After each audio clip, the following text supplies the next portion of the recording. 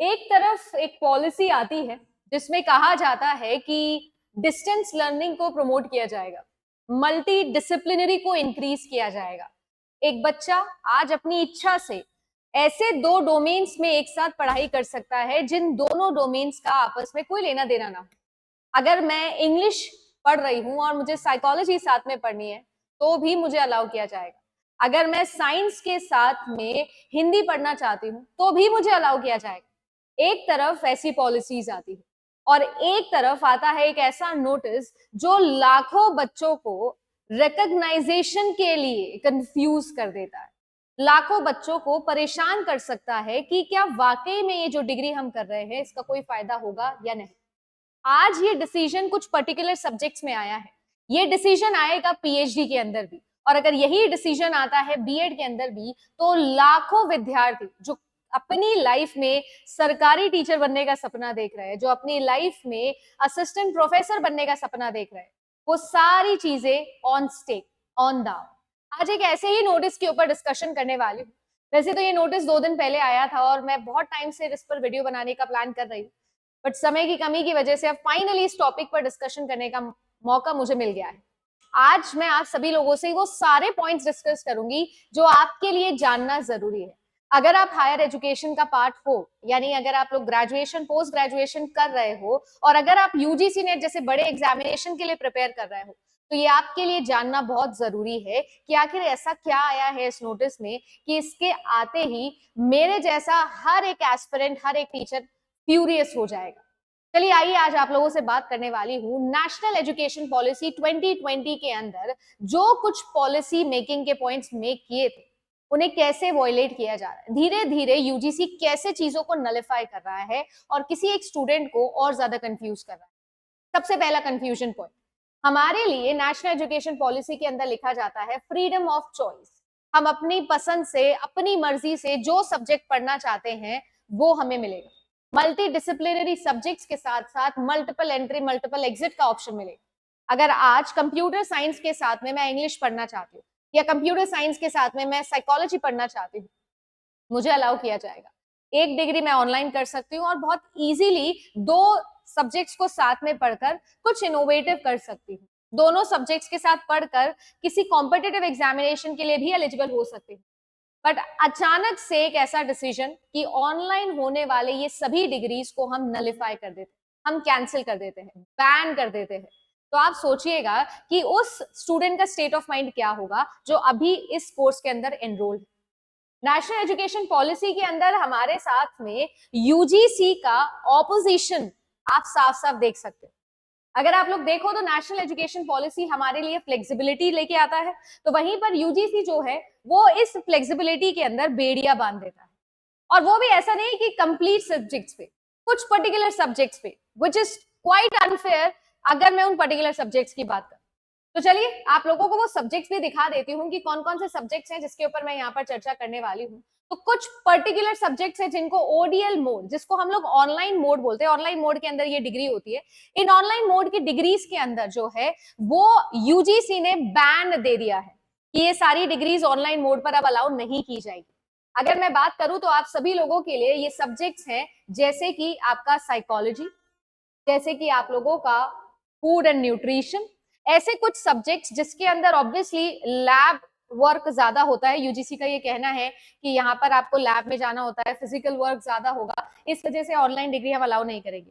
अगर ऐसा ही था तो जब नेशनल एजुकेशन पॉलिसी बन रही थी तो उस समय पर ये सारे पॉइंट्स क्यों नहीं मैंडेट किए गए, क्यों नहीं बताया गया? क्योंकि साइकोलॉजी की लैब्स आज ही नहीं, वो तो 2 साल पहले भी चलती थी, 10 साल पहले भी चलती थी। फिर अचानक आज जब बच्चा एनरोल कर चुका है उस बच्चे के बारे में क्यों नहीं सोचा गया? मेरा पॉइंट एक और है। अगर आप लोग देखो तो यहाँ पर आप लोगों के लिए इमेजिन करिएगा कि आप बीए कर रहे हो मल्टीपल सब्जेक्ट्स के साथ में। अब मैं इंग्लिश भी हूँ, साइकोलॉजी भी हूँ, सोशियोलॉजी भी हूँ और भी है। अब सोचो कि अचानक से आपका एक सब्जेक्ट डिसकंटिन्यू हो जाता है, तो जो मेरी डिग्री है उसकी क्या वैलिडेशन है? कल को अगर मुझे कोई कॉम्पिटिटिव एग्जामिनेशन का फॉर्म फिल करना है तो मैं किसे फिल करूंगी, किस सब्जेक्ट्स को पढ़ूंगी? और जो अगर निकल गया है बीच में टाइम उसका क्या? क्योंकि यूजीसी ने तो साफ साफ बोल दिया है कि अगस्त के अंदर विड्रॉ कर लीजिए, जुलाई और अगस्त 2025 के अंदर विड्रॉ कर लीजिए अगर अभी ऑलरेडी कोई रनिंग में है तो। अब आप इमेजिन करो कि रजिस्ट्रेशन तो ऑलरेडी हो चुके होंगे, उन बच्चों का क्या? 1 साल का, 1 महीने का तो कोर्स होता नहीं है, 3 साल का कोर्स होता है ग्रेजुएशन का, उस पर्टिकुलर सिचुएशन में क्या? अगर यहीं पर हम लोग बात करें तो इन्होंने ये भी मैंडेट कर दिया है कि कोई भी हायर एजुकेशन इंस्टीट्यूशन अब से जुलाई वाले सेशन से किसी भी तरीके के एडमिशंस नहीं देगा। तो इमेजिन करिए, अगर आप सोच रहे थे कि आप ऑनलाइन साइकोलॉजी का कोई कोर्स करेंगे या कोई डिग्री करेंगे तो अब आप अलाउड नहीं है। फूड एंड न्यूट्रिशन का अगर आप कोर्स करेंगे तो आप अलाउड नहीं है। मैं पूरा नोटिस आप लोगों के लिए डिस्क्रिप्शन में और कमेंट सेक्शन में पिन कर दूंगी, आप आराम से पढ़िएगा, डिटेल में पढ़िएगा और खुद जज करिएगा कि ये सारे सब्जेक्ट्स के साथ में क्या हो रहा है। बस कुछ पॉइंट्स थे जो आप लोगों को पता है नेशनल एजुकेशन पॉलिसी के अंदर आए थे। इनमें सबसे इंपॉर्टेंट पॉइंट यही था कि हम होलिस्टिक एजुकेशन के ऊपर बात कर रहे थे। आज उसी होलिस्टिक अपॉर्चुनिटी को यहाँ पर रेक्टिफाई करने की बात की जानी चाहिए थी, जहां पर बैन लग गया है। होलिस्टिक का मतलब क्या होता है? मतलब होता है ओवरऑल, राइट? कि हम लोग जो है वो ओवरऑल मल्टी डिसिप्लिनरी अप्रोच की तरफ जाएंगे, but this is not multi disciplinary. यहां पर अगर आप लोग देखोगे तो हमारा होलिस्टिक एजुकेशन सिस्टम में ये चीज, जैसे हिस्ट्री हो गया, पॉलिटिकल साइंस हो गया, साइकोलॉजी हो गया, सब पढ़ रहे हो आप बीए के अंडर। अब हमारे पास में ऑप्शन था कि मैं मैथमेटिक्स के साथ स्टैटिस्टिक्स भी पढ़ सकता हूँ, मैं डेटा साइंस भी पढ़ सकता हूँ, और ये सारी चीजें मैं बीएससी के साथ कर सकता था। बट अब क्योंकि ऑनलाइन मोड को आप डिसकंटिन्यू कर दोगे, कुछ सब्जेक्ट्स आप अलाउ नहीं करोगे, तो यहाँ पर ये मल्टी डिसिप्लिनरी का ऑप्शन बनाना बहुत ही ज्यादा मुश्किल काम हो जाएगा। अगर देखा जाए तो जो स्टूडेंट है उन स्टूडेंट्स के लिए यहाँ पर बहुत और कंफ्यूजन हो सकते हैं। जैसे मैं आप लोगों को कुछ कंफ्यूजन तो बता चुकी हूँ, फ्लेक्सिबिलिटी को लेकर कुछ सब्जेक्ट्स को पर्टिकुलरली इन्होंने जो है वो नलिफाई कर दिया है, फ्रीडम ऑफ चॉइस को अपोज कर दिया है, डिस्टेंस और डिजिटल लर्निंग को यहाँ पर जो है वो इन्होंने नलिफाई कर दिया है। एक तरफ हम डिजिटल एज की बात करते हैं, ऑनलाइन एजुकेशन को बढ़ाने की बात करते हैं, हम कहते हैं कि डिजिटल लिटरेसी को हम लोग बढ़ा रहे हैं और डिस्टेंस लर्निंग को डिसकंटिन्यू कर देना। आप सोचो कि ये एक बहुत मेजर बैन है जो आप लोगों को यूजीसी ने दिया है। अगर देखा जाए तो online learning national education policy के अंदर प्रमोट करने का फायदा ही क्या हुआ अगर आगे जाके ओडीएल मोड को डिसकंटिन्यू किया। यहाँ पर मेरा एक बहुत इंपॉर्टेंट पॉइंट उन बच्चों के लिए है जो पीएचडी को ओडीएल मोड के अंदर करने का सोच रहे थे, which was a great option. अगर कोई एक ऐसा स्टूडेंट है जो 5 साल की पीएचडी डिग्री के अंदर एनरोल नहीं कर सकता है, तो ऑब्वियस सी बात है कि वो जो है वो 3 साल का ओडीएल डिग्री के थ्रू आराम से अपनी पीएचडी ऑनलाइन कर सकता था। जल्दी पीएचडी भी खत्म हो जाती, जॉब के साथ भी, अपनी रिस्पॉन्सिबिलिटी के साथ भी उसके नाम के आगे डॉक्टर लग सकता था, वो डॉक्टरेट डिग्री कर सकता था। बट व्हाट इफ आप सोचिएगा कि वहां पर भी ऐसे बैन आ गया, तो कुछ पर्टिकुलर सब्जेक्ट्स में आप वहां पर भी पीएचडी नहीं कर पाए तो हम क्या करेंगे? और यही सारी चीजों को लेकर जो है वो मुझे लगता है कि इस टॉपिक पर मुझे बात करनी थी। कुछ मिक्स्ड रिस्पॉन्सेज है किसी भी एक स्टूडेंट के पॉइंट ऑफ व्यू से अगर मैं देखूंगी तो यहाँ पर बात ऐसी है कि जब बोला जाता है कि फ्रीली अपना सब्जेक्ट चूज करो, दैट इज नलिफाइड, क्योंकि अब हम लोग फ्रीली तो ये चीज नहीं कर पाएंगे।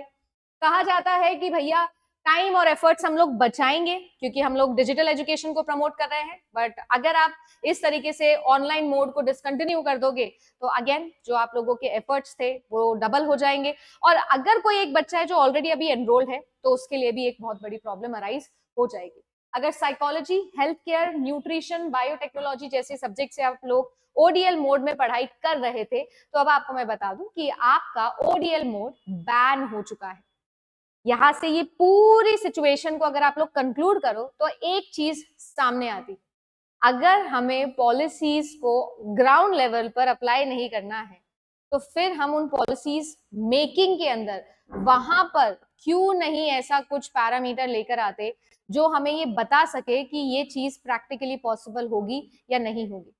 क्या हम सिर्फ आज के लिए पॉलिसीज बना रहे हैं, सिर्फ पॉलिसीज बनाने के लिए पॉलिसीज बना रहे हैं, या वाकई में हम चाहते हैं कि इन पॉलिसीज से रेवोल्यूशन आए, इन पॉलिसीज से चेंज आए?